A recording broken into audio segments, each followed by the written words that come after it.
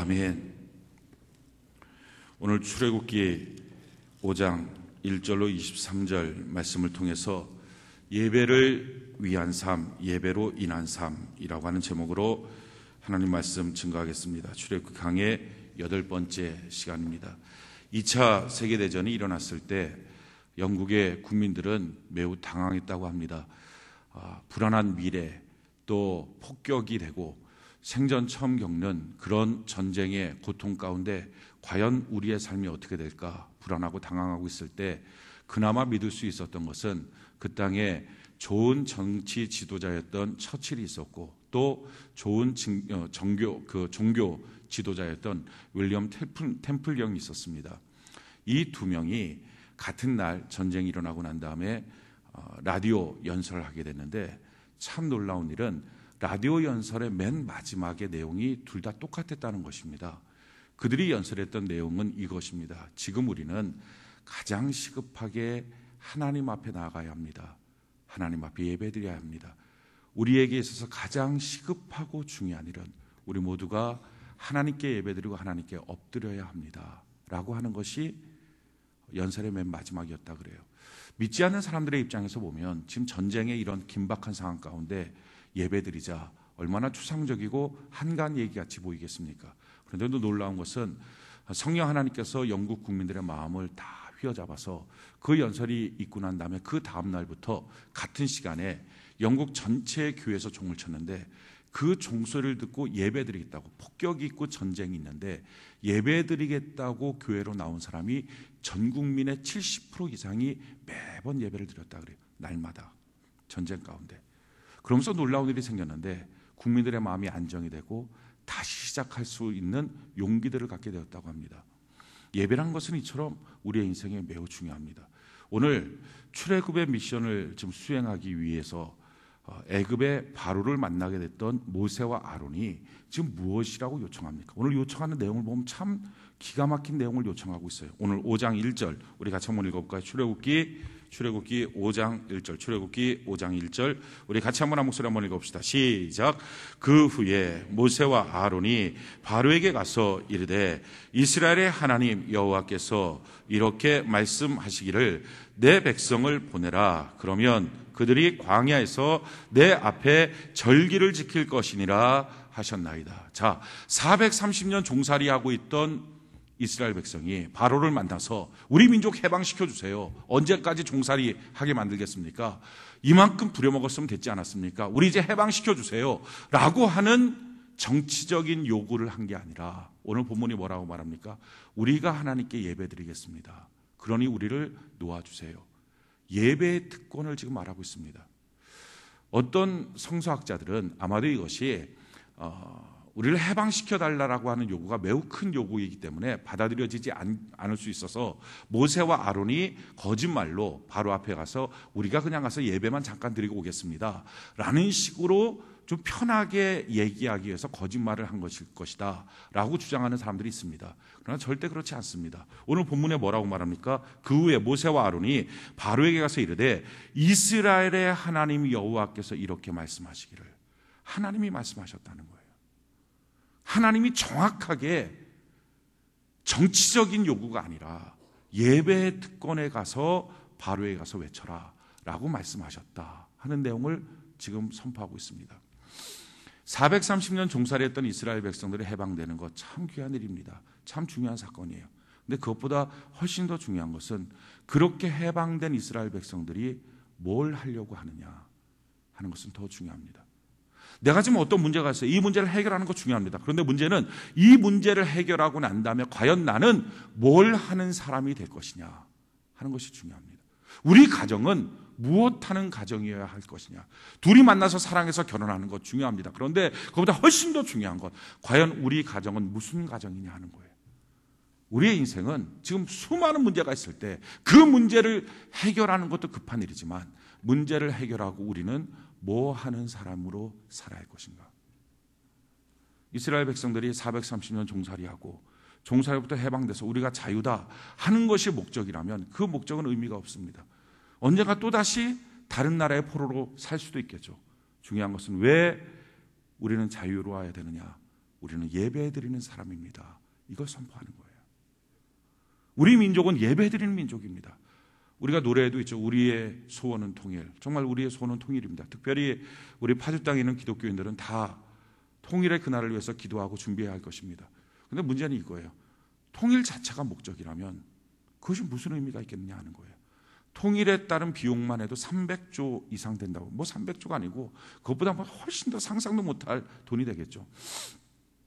뭐 장기적으로 보면 우리가 같이 잘 살 수 있겠지만 단기적으로 보면 우리 전체 다 가난해지는 것입니다. 그럼에도 불구하고 왜 우리의 소원은 통일입니까? 이유는 이거예요. 우리 남북한 민족 전체가 하나님께 예배드리는, 영광스러운 하나님께 예배드리는 민족 되게 하여 주옵소서. 이 소망이 있는 거예요. 우리의 가정의 목적이 뭐예요? 우리 가정이 하나님께 예배드리는 가정이기를 원합니다. 왜요? 우리의 인생의 목적은 하나님 우리를 왜 만드셨습니까? 하나님 앞에 예배드리도록 하기 위해서 만드셨다는 거예요. 내가 뭐 하는 사람일까? 내가 과연 무엇을 주장하는 사람이어야 될까? 하나님, 내가 예배의 특권을 요구합니다. 내 인생에 하나님 앞에 예배드릴 수 있는 예배의 특권을 요구합니다. 예배가 왜 이처럼 중요합니까? 우리가 성경을 살펴보면요, 예배가 중요한 이유 가장 큰 두 가지 이유가 있어요. 첫 번째는 축복이 있고요, 두 번째는 저주가 끊어집니다. 우리 성경상에 있는 인물 중에 가장 놀라운 복을 받았던 사람, 특별히 이제 물질적인 측면에서 가장 놀라운 복을 받았던 사람이 누구냐면 이삭이에요. 그 이삭의 축복을 성경이 이렇게 말합니다. 창세기 26장 12절로 13절에 보면 이삭이 그 땅에서 농사하여 그의 100배나 얻었고 여호와께서 복을 주심으로 그 사람이 창대하고 왕성하여 마침내 거부가 돼요. 그러니까 이게 무슨 내용입니까?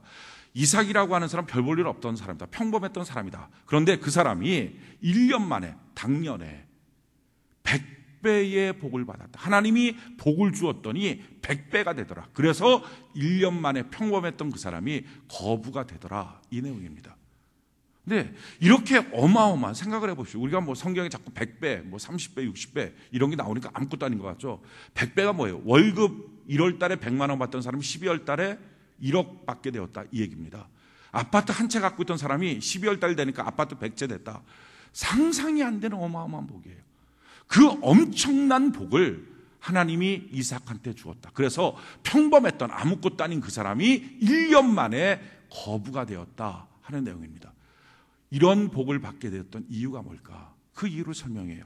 창세기 26장 1절 5절에 보니까 아브라함 때 첫 흉년이 들었더니 그 땅에 또 흉년이 들매 이삭이 그랄로 가서 블레셋 왕 아비멜렉에 이르렀더니 여호와께서 이삭에게 나타나 이르시되 애굽으로 내려가지 말고 내가 내게 지시하는 땅에 거주하라. 이 땅에 거류하면 내가 너와 함께 있어 내게 복을 주고 내가 이 모든 땅을 너와 내 자손에게 주리라. 내가 내 아버지 아브라함에게 맹세한 것을 이루어 내 자손을 하늘의 별과 같이 번성하게 하며 이 모든 땅을 내 자손에게 주리니 내 자손으로 말미암아 천하 만민이 복을 받으리라. 이는 아브라함이 내 말을 순종하고 내 명령과 내 계명과 내 율례와 내 법도를 지키었음이라 하시니라. 자, 우리가 여기서 깨닫게 되는 정보가 있어요. 제일 처음에 그 당시 복을 받게 됐던 그 해의 경제적인 상황이 어떠냐? 흉년이었다 하는 거예요. 흉년.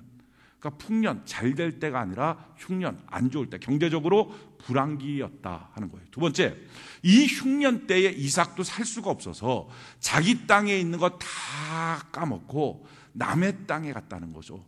이삭이 지금 그랄 땅으로 갔다. 그러니까 남의 땅에 가서 빌부터 먹는 인생이 되었다 하는 거예요. 신사가 참 처량하죠. 게다가 빌부터 먹는 그 사람이 좋은 땅 주겠습니까? 공짜로 지금 얻는 건데 나쁜 땅이었다는 거죠. 그러니까 장사를 하면 몫이 안 좋은 것, 장사가 안 되는 곳, 그런 곳이었다는 거예요. 게다가 한 걸음 더 나가서 원래 이 이삭의 집안은 뭐합니까? 아브라함의 집안은요 다 목축업을 하는 사람이에요. 근데 처음으로 이때만, 다른 때 한 번도 없었는데 바로 이 해만 농사 짓습니다. 그러니까 무슨 얘기입니까? 자기가 해보지 않은 일이에요. 한 번도 해보지 않은 일, 관심도 없었던 일. 근데 관심도 없고 해보지도 않았고 뭔지도 모르는 그 일을 지금 불황기에, 흉년 때에, 안 좋은 땅에서 한 번도 안 해봤던 일을 누군가 한다. 이건 뭡니까? 100% 실패죠. 그 사람 망합니다. 근데 놀라워요. 이렇게 안 되는, 그게 안 될 수밖에 없는 그 해에 하나님이 복을 줬더니 100배가 된 거예요. 거부가 돼버린 거예요. 자, 그러면 왜 이런 하나님의 복이 있었는가? 이유가 있다는 거예요. 제일 첫 번째 뭐라고 말해요? 이는 아브라함이 내 말을 순종하고 내 명령과 내 계명과 내 율례와 내 법도를 지켰습니다. 너 때문이 아니라 너 아버지 아브라함 때문이야. 부모의 신앙이 얼마나 중요한지 몰라요. 다른 말로 바꿀까요? 내 믿음이 내 자녀가 어렵고 힘들 때, 아무도 손잡아 줄 수 없는 흉년 때에 그를 건져낼 수 있는 자원이 됩니다. 우리가 왜 열심히 신앙생활을 해야 됩니까? 이 신앙이 그냥 없어지는 게 아니에요. 자녀에게 어마어마한 자원이 되는 거예요. 자, 두 번째, 그 이유만 있었을까? 아니에요. 또 하나 이유가 있었어요. 그 이유가 뭐냐면은 창세기 26장 25절 같은 장이죠. 거기서 왜 그런 복을 받았는가? 이삭이 그곳에 제단을 쌓고 여호와의 이름을 부르며 거기에 장막을 쳤더니 이삭의 종들이 거기서도 우물을 팠더라. 두 번째 이유는요, 이삭은요 원칙이 있었어요. 사랑하는 성도 여러분, 어렵고 힘들 때일수록 원칙 지켜야 합니다. 힘들다고 원칙 안 지키면요, 힘든 그 상황에서 벗어나올 수가 없어요. 힘들다고 편법 쓰면 진짜 망하는 거예요. 진짜 어렵고 힘들 때 거기서 원칙 지키는 거예요. 근데 이삭이 갖고 있던 이런 어마어마한 복을 받게 됐던 원칙이 뭐라고요? 제일 처음에 하나님 앞에 제단 쌓았다. 다른 말은 뭐예요? 하나님 먼저. 두 번째 장막, 가정. 세 번째 일. 그러기 때문에요, 사업이 위험합니까? 부도입니까? 자기의 마음과 생각을 사업에 올인하면 그 사업은 망합니다. 어떻게 하라고요? 아무리 어렵고 일이 힘들어도 마음의 비중에 첫 번째 하나님 모시고, 두 번째 자기 가정 돌보고, 자기 자녀, 자기 배우자 돌보고, 그리고 나서 세 번째 일하면 원칙 지킬 때 벗어날 수 있다는 거예요. 거기서 하나님의 복이 있다는 거예요.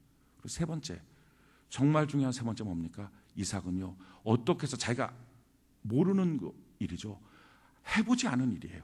뿐만 아니라 불안기, 안 좋은 땅. 그런데 그 땅이 왜 복이 내렸어요?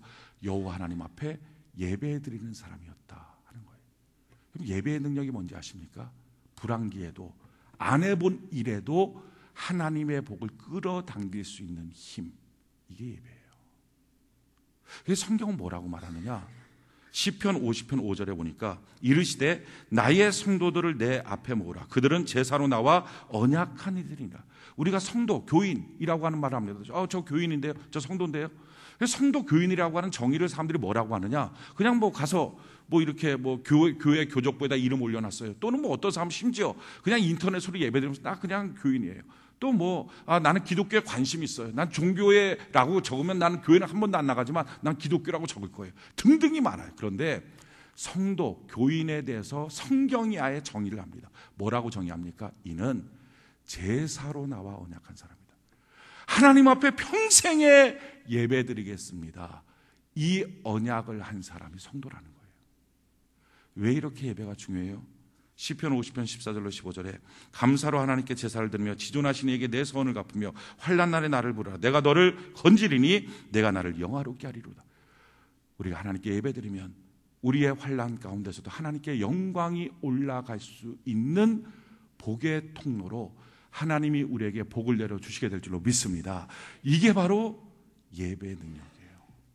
불황 속에도, 내가 안 해본 일인데도 불구하고 안 좋은 땅에서도 하나님의 복을 끌어당겨서 100배의 놀라운 역사를 이룰 수 있는 힘의 자원, 그거는 바로 하나님 앞에 드린 예배에 있었다 하는 것입니다. 또 한 가지 예배의 놀라운 능력은요, 이렇게 복을 끌어당길 뿐만 아니라 우리의 저주를 제거하는 능력이 있어요. 우리는 이런 생각들에 착각을 합니다. 내가 무엇인가 잘못했어요. 죄를 졌어요. 죄를 지면 당연히 죄값이 있죠. 그 죄값 치러야 됩니다. 내가 예를 들어서 간음을 했어요. 그럼 간음에 대한 죄값이 있지 않겠어요? 내가 사기를 쳤어요. 사기에 대한 죄값이 있지 않겠어요? 그런데 이런 억만가지 죄를 졌어요. 살인을 했어요. 그럼 살인에 대한 죄값이 있잖아요. 징역 가야 되죠. 자, 그런데 이런 많은 죄 속에 어느 날 하나님을 알게 됐어요. 하나님 앞에 하나님 잘못했어요 라고 회개했어요. 자, 회개를 하면 어떻게 됩니까? 죄값이 없어집니까? 아니에요. 살인한 사람이 회개했다고 살인죄 무효, 그렇게 되지 않아요. 회개의 능력은 뭡니까? 하나님과 나와의 관계가 회복되는 거예요. 내가 잘못했어요, 하나님. 그렇다고 해서 살인의 죄가 없어지고 사기친 죄가 없어지고 부도낸 죄가 없어지고, 그러니까 죄의 값이 없어지는 게 아니라 내가 회개하면 하나님과 나 사이에 관계가 회복돼서 너가 억만가지 죄가 있어도 내가 너를 용서하고 너는 내 아들이야. 하나님과 교통할 수 있어요. 그렇지만 여전히 뭐가 남아있어요? 죄의 값이 남아있는 거예요. 치료해야 될 내 문제. 그러니까 우리가 회개해도 물질 문제는 그대로 남아있고, 회개해도 질병은 그대로 남아있고, 회개해도 가정의 문제는 남아있고, 관계 문제는 그대로 남아있는 거예요. 그러니까 그게 너무 힘들잖아요. 그 힘든 문제를 어떻게 처리하느냐. 다윗은요, 하나님 앞에 범죄했어요. 어떤 범죄를 했냐면은 하나님을 믿고 살아야 되는데 안 믿고 내 힘이 얼마큼 되느냐 하고 백성들을 계수했습니다. 이게 하나님이 봤을 때, 야, 너 왜 나를 안 믿어? 안 믿는 죄를 범한 거예요. 그래서 하나님이 너 벌 받아야 되겠다. 죄 졌으니까 벌을 받아야죠. 근데 벌을 고르라 그랬어요. 너 7년 기근으로 할래? 아니면 3개월 동안 적군에게 쫓겨다닐래? 아니면 3일 동안의 전염병으로 나라를 칠까? 그때 다윗이 하나님 3일 좋겠습니다. 그러니까 짧은 게 좋다고 생각한 거예요. 3일 동안만 고생하겠습니다 하고 천사가 와서 첫날을 전염병으로 치는데 그날 7만 명이 죽어버립니다. 백성들이. 그 처참한 환경 가운데 7만 명이며 뭐 이 운정신 도시 다 죽어버린 거예요. 얼마나 처참한 환경 가운데 다윗이 하나님 앞에 진정한 마음으로 회개를 합니다. 하나님 잘못했어요. 내가 이렇게 큰 죄인지 몰랐어요. 그래서 하나님 앞에 뭐라고 회개하냐면 이렇게 회개해요. 사무엘하 24장 17절에 보니까 다윗이 백성을 치는 천사를 보고 곧 여호와께 아뢰어 이르되 나는 범죄하였고 악을 행하였거니와 이 양무리는 무엇을 행했습니까? 청하건대 주의 손으로 나와 내 아버지의 집을 치소서 하니라.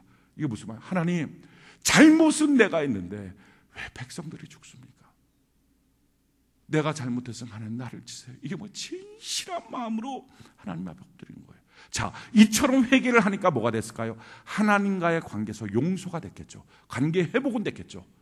회복은 돼도 뭐가 있습니까? 하루 7만 명 죽었지만 이틀 더 남아있잖아요. 죄의 값이 14만 명이 더 죽어야 돼요.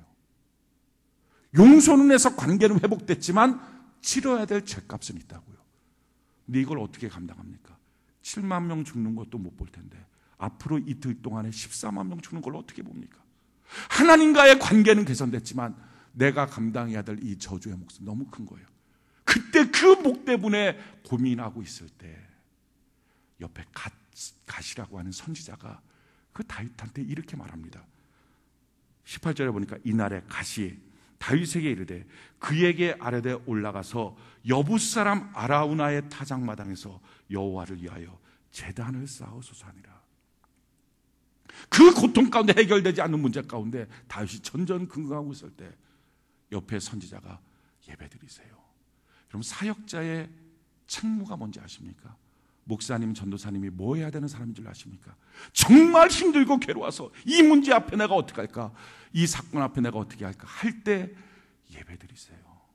좀 생뚱맞는 것 같죠? 이해해 주지 못하는 것 같죠? 아, 내가 이렇게 힘든데 무슨 예배야? 그렇게 말하고 싶죠. 그러나 사역자의 의무는 뭡니까? 그때 뭐라고 말해줘야 돼요? 예배드리세요. 근데 놀라운 것은요, 이 다윗이 그 예배드리세요라고 하는 말을 듣는 은혜가 있어요. 사랑하는 성도 여러분, 저는 여러분들의 평생에 어떤 문제 앞에서도 예배드리세요라고 말하는 사역자의 그 음성을 들을 수 있는 은혜가 있기를 바랍니다. 그걸 들은 거예요. 그러고 나서 그가 거기서 힌트를 얻었어. 야, 예배의 답이 있구나 하고 예배를 드리는 거예요. 사무엘하 24장 21절에 보니까 이르되 어찌하여 내 주 왕께서 종에게 임한, 지금 아라우나의 타작마당으로 예배드리러 갔어요. 예배드리러 가고서 딱 가니까 아라우나가 어쩐 일로 왕이셔 이곳에 오셨습니까? 다윗이 이르되 내게서 타작마당을 사서 여호와께 제단을 쌓아 백성에게 내리는 재앙을 그치게 하려 함이라 하는지라. 거기서 그는 아는 거예요. 야, 이 예배를 통하여 이틀 동안 앞으로 치러야 될 재앙, 저주가 끊어질 수 있구나. 그래서 갓 선지자가 내게 예배드리세요라고 말했구나. 여러분, 그 예배는 지금 하나님과의 관계 개선의 의미가 없습니다. 왜? 이미 하나님께 회개했기 때문에 관계 개선은 됐어요. 아버지 하나님의 아들이에요. 하나님이 사랑해 주십니다. 용서해 주셨어요. 그런데 문제는 뭐예요? 용서해 주셔도 이틀 남아있는 재앙과 저주는 제가 감당할 수 없을 때 그게 힌트가 뭐였어요? 예배드리면 되는구나. 재앙을 그치려 하노라. 그러고 하나님께 예배를 드리는 거예요. 사무엘하 24장 25절에 그곳에서 여호와를 위하여 제단을 쌓고 번제와 화목제를 드렸더니 이에 여호와께서 그 땅을 위한 기도를 들으시며 이스라엘에게 내리는 재앙이 그쳤더라. 다른 시간에 기도했던 게 아니라 이 재앙의 문제 앞에 하나님, 내가 견딜 수가 없습니다. 내가 지은 죄지만 이 죄의 값을 치르는 것이 너무 힘듭니다. 하나님 해결해 주세요 하고 기대하며 하나님께 드려진 예배 가운데 우리가 말씀 끝나고 나서 기도하잖아요. 그 기도 몇 분이 얼마나 중요한지요. 다윗의 심정 갖고 그 기도 몇 분 하나님 앞에 기도했더니 그 기도 들으시고 이틀 남아있는 당연히 치러야 될 죄값을 하나님 제거시켜버렸다는 거예요. 예배의 능력이 뭡니까? 안 되는 곳에서도 하나님의 복을 끌어당길 수 있고요, 내가 저질렀던 사건 사고 더 이상 감당할 수 없어 몸부림칠 때 해결해주고 앞으로의 재앙을 제거시켜주는 능력, 이게 예배예요. 그래서 다윗은요, 이 예배의 힘을 알았기 때문에 다른 사람이 예배드리라고 할 때 그가 이렇게 고백했어요. 시편 122편 1절에 보니까 사람이 내게 말하기를 여호와의 집에 올라가 잘 때 내가 기뻐하였도다. 야, 기쁘다. 그 다음에 또 하나 뭐예요? 여호와의 집에 올라가자. 여러분, 예배드리는 것은요, 여러분들의 인생에 올라가는 인생이 되는 줄로 믿습니다. 이게 능력이에요. 지금 이 상태에서 올라가기 원합니까? 무너진 곳에서 회복되기 원합니까? 그 자원이 바로 예배예요. 예배드리기 위해서 다윗이 어떻게 고백합니까? 시편 122편 6절 7절에 예루살렘을 위하여 평안을 구하라. 예루살렘을 사랑하는 자는 형통하리로다. 내 성 안에는 평안이 있고 내 궁중에는 형통함이 있을지어다. 예배 드리려면 주의 몸된 교회가 평안해야 되지 않습니까? 이게 뭐 난리치고 그러면 예배가 좀 제대로 되겠어요? 그러니까 항상 주의 몸된 교회, 하나님 내가 가서 드리는 이 예배의 공간에 하나님 평안을 주세요. 기도하고 예배를 드렸더니 하나님의 복이 임했다 하는 것입니다. 특별히 주일날의 예배는요, 얼마나 중요한지 몰라요. 성경이 이렇게 말해요. 이사야 58장 13절로 14절에 만일 안식일에 내 발을 금하여 내 성일의 오락을 행하지 아니하고 안식일을 일컬어 즐거운 날이라 여호와의 성일을 존귀한 날이라 하며 이를 존귀하게 여기어 내 길로 행하지 아니하며 내 오락을 구하지 아니하며 사사로운 말을 하지 아니하면 내가 여호와 안에서 즐거움을 얻을 것이라. 내가 너를 땅의 높은 곳에 올리고 내 조상 야곱의 기업으로 기르리라. 여호와의 입의 말씀입니다. 사사롭게 주일날 자기 스케줄 잡지 말고 하나님 앞에 좀 온전하게 예배 드려봐라.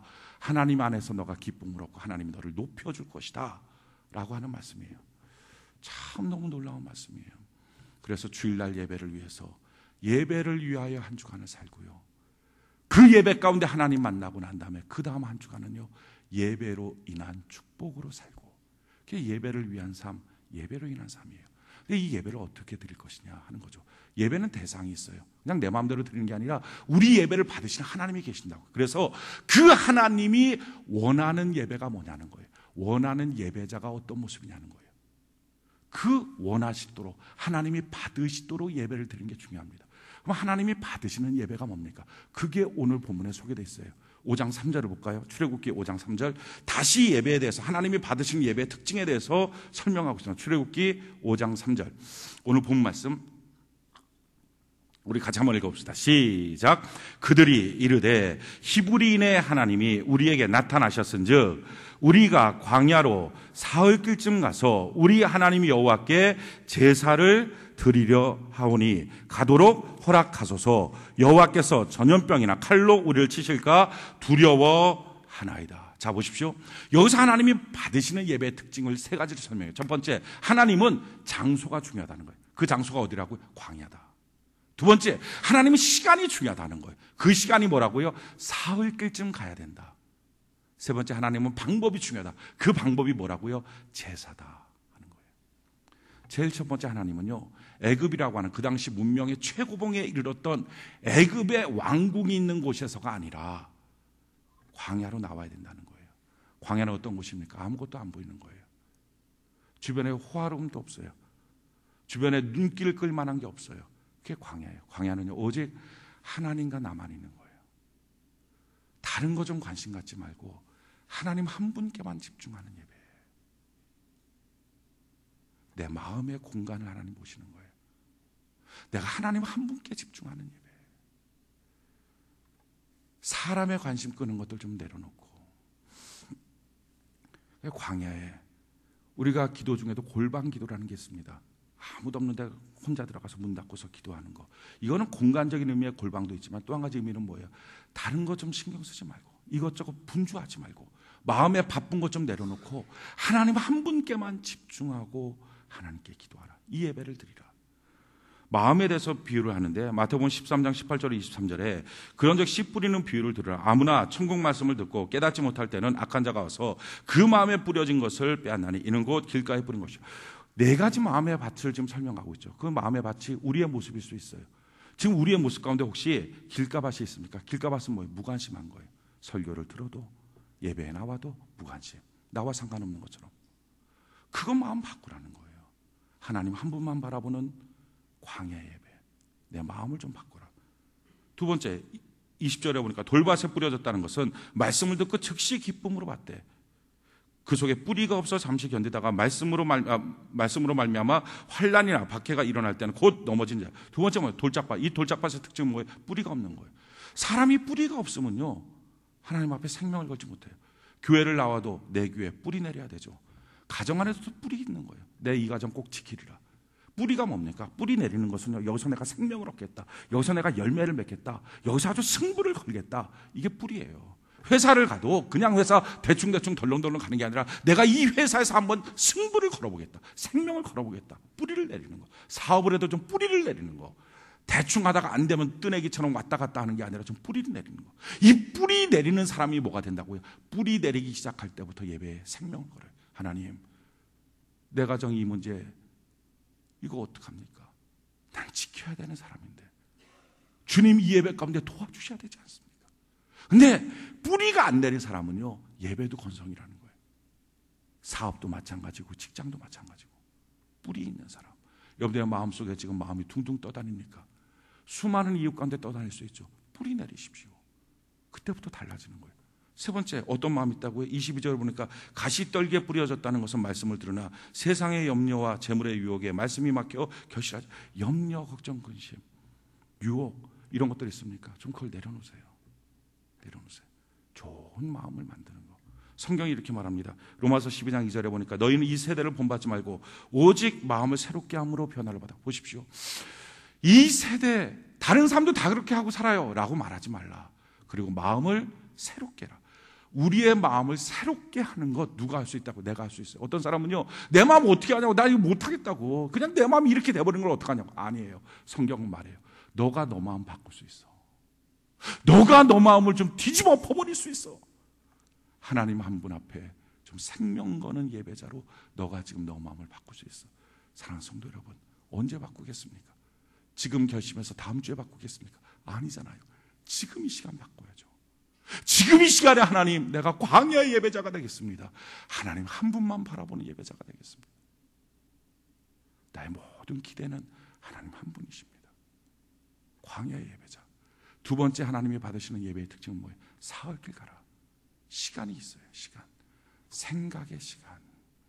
이 사흘기라는 건 이것입니다. 예배 드릴 때 그냥 여기서 그냥 팍, 그냥 어떻게 빨리 해치워 버려야 될 과업이 아니에요. 예배는 그냥 오늘 가서 예배 빨리 드리고 그 다음에 뭐 스케줄 갖고 뭐 하자, 우리 어디 가자, 놀러 가자, 해치워 버려야 될 과업이 아니라, 그래서 빨리 급하게 대충 끝내버리는 게 아니라 사흘길을 가는 거예요. 놀라운 것은요, 여기서만 사흘길이 아니고 하나님이 아브라함한테 너 이삭 바쳐라, 모리아산에 가서. 그럴 때도 사흘길 가서 모리아산에 가서 이삭 바쳐라. 사흘길 간다는 건 뭐예요? 그 시간 동안에 자기의 삶에 수많은 문제가 있어요. 그 문제 가운데 일하실 하나님을 향한 기대가 있는 거예요. 아브라함은요, 그 사흘길 갈 때 자기 아들 독자 이삭 죽여야 되는 사건이 있었어요. 지금 우리도 다 문제 있지 않습니까? 어떤 사람은 돈 문제, 어떤 사람은 건강의 문제, 어떤 사람은 가정의 관계의 문제, 사업의 문제, 어떤 사람은 신앙적인 문제, 어떤 사람은 교회의 문제, 사역의 문제. 세상에 문제 없는 사람이 어디 있습니까? 수많은 문제가 다 있어요. 그 문제 가운데 몰라, 그냥 가서 예배만 드리고 올래. 그게 아니라 그 문제 속에 사흘길을 가듯이 자기의 생각 속에 하나님, 이 수많은 문제 이거 어떡합니까? 이 문제 속에 내가 하나님께 예배를 드립니다 하면서 뭐라는 거예요? 예배를 통하여 변화될 것을 기대하는 마음인 거예요. 아브라함은 이삭 데리고 3일길 가면서 어떤 기대로 마음이 바뀌었습니까? 문제가 해결해 주신 하나님을 향한 기대로 바뀌거든요. 성경이 이렇게 말해요. 히브리서 11장 17절로 19절에 아브라함은 시험을 받을 때 믿음으로 이삭을 드렸으니 그는 약속들을 받은 자로 돼 그 외아들을 드렸느니라. 그에게 이미 말씀하시기를 내 자손이라 칭할 자는 이삭으로 말미암으라 하셨으니 그가 하나님이 능히 이삭을 죽은 자 가운데서 다시 살리실 줄로 생각한지라. 비유컨대 그는 죽은 자 가운데서 도로 받은 것이니라. 자기 아들 이삭을 죽여야 되는 거예요. 지금 그 문제가 있는 거예요. 그 문제 가운데 하나님 앞에 예배드리는 사흘길, 생각의 시간, 아무 생각 없이 해치워버릴 과업의 예배가 아니라 하나님 앞에 나오면서 사흘 동안을 생각을 하는 거죠. 무슨 생각을? 하나님, 이 예배 가운데 내 아들 죽어야 되는데, 근데 뭐라고 결론을 내렸어요? 어떤 기대가 있어요? 전능하신 하나님, 나는 죽이지만 하나님은 살려주세요. 할렐루야. 나는 죽이지만 하나님은 살려주세요. 내 능력은 죽일 능력밖에 없지만 하나님은 살려줄 수 있지 않습니까? 기대가 있는 거예요.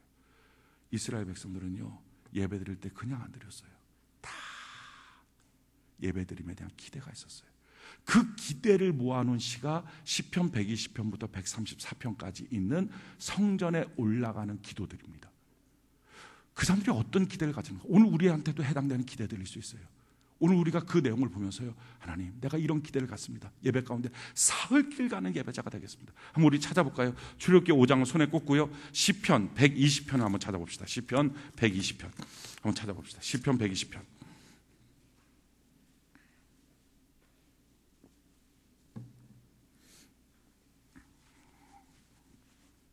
시편 120편. 시편 120편. 120편부터 134편까지 제가 중요한 요절 한 절 한 절씩만 읽으면서 간단하게 설명을 드릴 텐데, 여러분들이 나머지 부분 한번 쭉 읽어보십시오. 이들이 지금 성전에 올라가는 예배예요. 성전을 향하여 예배 드리러 가면서 하나님을 향한 기대를 갖는 거예요. 시편 120편 1절에 보니까 내가 환난 중에 여호와께 부르짖었더니 내게 응답하셨다. 지금 뭡니까? 하나님을 향한 기대가 뭐예요? 하나님, 내가 지금 환난 속에 있어요. 근데 이 환난 가운데 하나님, 내가 예배를 드립니다. 응답하실 하나님을 기대합니다. 사랑하는 성도 여러분, 오늘 여러분들 가운데 혹시 환난이 없습니까? 그 환난 속에 있는 사람들, 무관심한 예배가 아니라 환난 속에서 응답하실 하나님을 향한 기대, 그 마음을 만들어가는 예배, 이게 사흘길 예배예요. 시편 121편 1절 2절에 보니까 내가 산을 향하여 눈을 들이라 나의 도움이 어디서 올까? 나의 도움은 천지를 지으신 여호와에게서로다. 하나님의 도우심이 필요합니까? 지금 내 사업에 하나님이 도와주지 않으면 안 됩니까? 도우심에 대한 기대. 시편 122편 1절 사람이 내게 말하기를 여호와의 집에 올라가자 할 때 내가 기뻐하여도다. 내 인생을 좀 올라가게 하기를 원합니다. 하나님, 너무 정말 바닥입니다. 좀 올라가게 해주세요. 그 기대. 시편 123편 3절에 보니까 여호와여, 우리에게 은혜를 베푸시고 또 은혜를 베푸소 심한 멸시가 우리에게 넘치나이다. 안일한 자의 조소와 교만한 자의 멸시가 우리 영혼에 넘치나이다. 지금 이건 뭡니까? 하나님, 내가 참 멸시받고 조롱받습니다. 주님의 은혜로 이 모든 것들을 넉넉히 이기는 마음을 주옵소서. 혹시 멸시와 조롱이 있습니까? 그것 때문에 속상합니까? 그걸 이기는 하나님의 기쁨의 은혜가 임하도록 이 예배 때 기대하는 거예요. 시편 124편 1절에 보니까 이스라엘은 이제 말하기를 여호와께서 우리 편에 계시지 아니하였다면 우리가 어떻게 하겠습니까? 하나님, 내 편 대주세요. 아무도 없네요. 외롭습니다. 이런 분들 계십니까? 누구도 내 편 안 대줄 때 예배를 향한 기대가 뭐예요? 하나님, 이 예배 가운데 내가 예배 드립니다. 내 편 대주세요. 시편 125편 볼까요? 1절에 보니까 여호와를 의지하는 자는 시온산이 흔들리지 아니하고 영원히 있음 같도다. 자기의 인생이 흔들리고 자기의 자녀가 흔들리고 가정이 흔들리고 사업이 흔들립니까? 그때 하나님, 이 예배를 향한 기대가 있어요. 흔들리지 않게 잡아주세요. 견고하게 잡아주세요. 시편 126편 1절에 보니까 여호와께서 시온의 포를 돌려보내실 때 우리는 꿈꾸는 것 같다.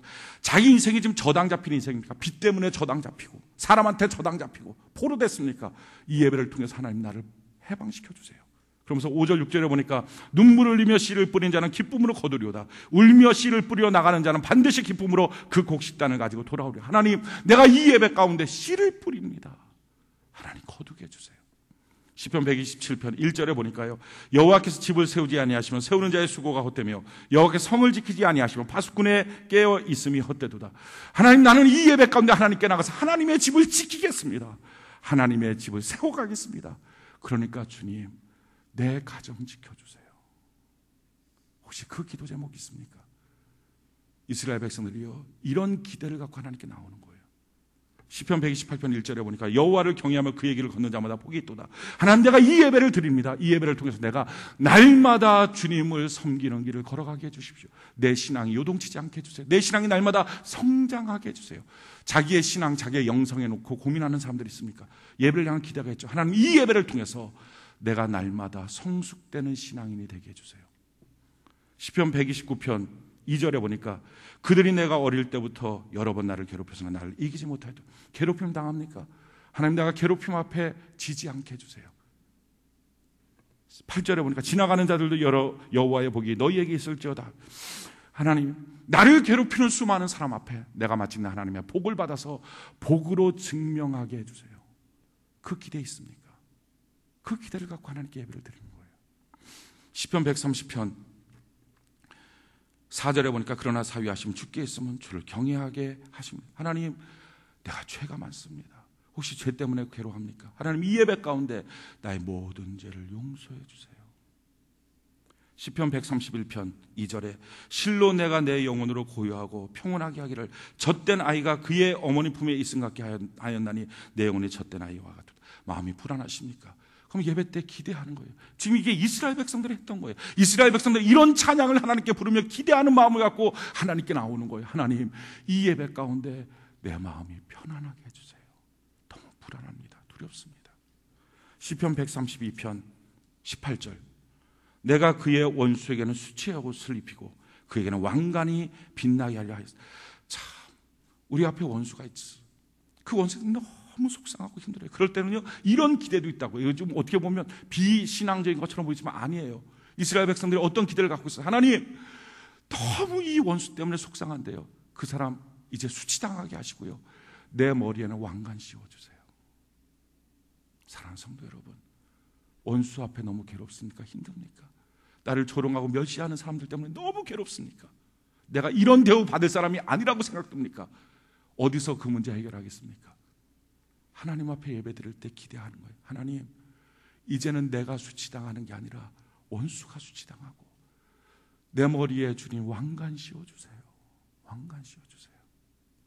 시편 133편 1절에 보니까 보라, 형제가 연합하여 동거하며 어찌 그리 선하고 가정이 깨어졌습니까? 형제간에 깨어졌습니까? 관계가 깨어졌습니까? 그때 기대를 하는 거예요. 하나님, 이제는 나로 말미암아 이 예배를 통하여 연합이 되게 해주세요. 시편 134편 1절에 보니까 보라, 밤에 여호와의 성전에 서 있는 자. 하나님, 내 인생이 밤입니다. 여러분들의 인생이 혹시 밤인 사람이 있으면 캄캄합니다. 앞길 막막합니다. 그럴 때 하나님 이 예배를 통해서 어떤 기대가 있는 거예요? 3절과 천지를 지신 여호와께 시온에서 내게 복을 주시다. 하나님, 내 인생 캄캄하지만 천지 만물 지으신 하나님, 내게 복을 주세요. 이 예배를 통해서 이스라엘 백성들은요, 이런 기대, 생각의 시간, 사흘길 예배자, 이게 된 거예요. 언제 만들겠습니까? 다음 주에요? 이번 주는 넉넉하십니까? 아니잖아요. 이번 주에 당장 해결돼야 될 시급한 문제가 얼마나 많습니까? 지금 이 시간에 우리의 마음속에 기대를 가집시다. 하나님, 내가 사흘길 예배자 되겠습니다. 우리 다 문제 있는 거 덮어놓고 예배드리는 게 아니고요, 문제 있는 모든 것들 가운데 이 문제 해결해 주실 재앙은 끝내고 하나님의 복을 끌어당기는 이 예배 가운데 하나님을 향한 기대들을 가지시라고요. 그 기대보다 더 크게 일하실 하나님, 그 하나님을 만나는 게 예배예요. 마지막 세 번째, 하나님이 받으시는 예배자가 뭡니까? 우리 다시 출애굽기 5장으로 돌아갑시다. 출애굽기 5장 3절. 출애굽기 5장 3절. 출애굽기 5장 3절. 우리 같이 한번 한 목소리 읽어볼까요? 시작.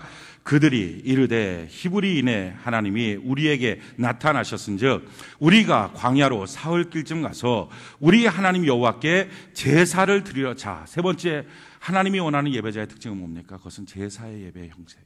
제사라는 건 뭐예요? 제물을 드리는 거죠. 희생이 있는 거예요. 소 잡아갖고 목 자르고 피 쏟아내고 다리 다 자르고 껍질 벗기고 하나님께 드리는 거죠. 값이 치러지는 거, 희생의 예배. 하나님이 받으시는 예배의 특징은요, 희생의 예배예요. 다른 말로 바꾸면요, 값을 치르는 예배, 값이 있는 예배. 내가 무엇인가 값을 치르는 거예요. 왜 다윗의 예배 한 번으로 이틀 동안 앞으로 14만 명이 죽어야 될 어마어마한 재앙을 하나님이 없앴을까? 왜 그 예배 한 번이 그런 능력이 있었을까? 이유는요, 그 예배를 드렸던 예배자인 다윗은요, 값을 치르는 예배자였어요. 아라우나 타작마당으로 갔어요. 아라우나가 놀라면서 왕이시여 왜 왔습니까? 여기서 내가 예배 드리려고 한다. 왕이 왔으니까 얼마나 잘 보일 수 있는 기회입니까? 그러니까 아라우나가 뭐라고 말해? 왕이시여, 여기 있는 거 다 왕의 그냥 공짜로 드리겠습니다. 여기 땅도 그냥 드리고요, 그러고 와서 여기 소 뭐 있는 거 원하시는 대로 해서 하나님께 예배 드리세요. 저 왕한테 너무 잘 보이시는 절호의 찬스니까. 근데 그 말을 들은 다윗이 뭐라고 말하냐면은 사무엘하 24장 24절에 보니까 왕이 아라우나에게 이르되 그렇지 아니하다. 내가 값을 주고 내게서 살리라. 값 없이는 내 하나님 여호와께 번제를 드리지 아니하리라. 값 있는 예배, 값을 치는 예배. 우리 시간의 값을 치러야 돼요. 아무 때나 시간 나면 나오고 안 나오면 안 나오고. 그게 아니라 좀 근무 시간처럼, 공부 시간처럼, 학교 다니는 시간처럼 하나님 앞에 딱 잘라놓고 이 시간은 내가 손대지 못하겠다. 값이 치러진 예배, 시간의 값, 하나님 앞에 예물의 값, 11조 감사헌금 작정한 거 다 하나님 앞에 그거 드리려고 하면 자기 생활 위축됩니다. 그러나 내가 값을 치르겠습니다. 값 있는 예배, 내 마음에 값 있는 예배, 자세와 모습도 하나님이 받으시는 값이 있는 예배. 졸리면 자고 대충 하고 싶은 대로 전화하고 받을 거 다 받고 문자하고, 그거 아니라 이 시간만큼 하나님께 드려지는 값 있는 예배자. 사랑하는 성도 여러분, 우리 예배가 기회 아닙니까? 내 인생에 우리가 어느 때 하락하고 나면요, 내가 원하지 않는 일을 할 때 있어요. 내가 잘 모르는 일도 할 때 있어요. 경제적으로 흉년의 때를 맞이할 때도 있습니다. 그때 내 땅에 무엇 갖고 재기하겠습니까? 하나님의 복을 끌어당길 수만 있다면 그게 예배예요. 내가 사고 쳐놓은 거 얼마나 많습니까? 그 많은 사고 쳐놓은 거 지금도 그거 감당하려고 정신 못 차리고 인생 살고 있지 않습니까? 언제까지 평생에 그거 감당하려고 살겠습니까? 하나님, 내 인생에 남겨진 재앙이 제거되게 해주세요. 그게 예배예요. 예배 드리는 거 그냥 거저 드리지 맙시다. 하나님 앞에 예배 드릴 때 내 값을 치르고 기대하고, 오늘 여러분들의 마음속에 전능하신 하나님을 향한 기대를 가지십시오. 그리고 하나님 한 분만 바라보십시오. 지금 자기 마음 바꿀 수 있어요. 분주했던 마음, 답답했던 마음, 복잡했던 마음 다 내려놓을 수 있어요. 그래서 하나님께 예배 드리는 거예요. 우리가 이제 기도할 텐데요, 그 마음 갖고 다윗의 심정으로 기도 한번 하면 다윗에게 일하신 하나님, 우리의 예배 가운데도 일하시지 않겠습니까? 그래서요, 일주일 동안 사는 이유가 뭐예요? 예배를 위해서 사는 거예요. 예배 드리려고. 그리고 나서 예배 드리고 주일날 예배가 끝나고 나면 그 다음 주일쯤은요, 그 예배로 인한 축복, 그 예배로 인한 기적, 그 예배로 인한 간증으로 사는 삶, 예배를 위한 삶, 예배로 인한 삶, 이게 성도입니다. 우리 이런 성도의 길을 걸어가는 은혜가 있기를 예수님 이름으로 축원해 드립니다.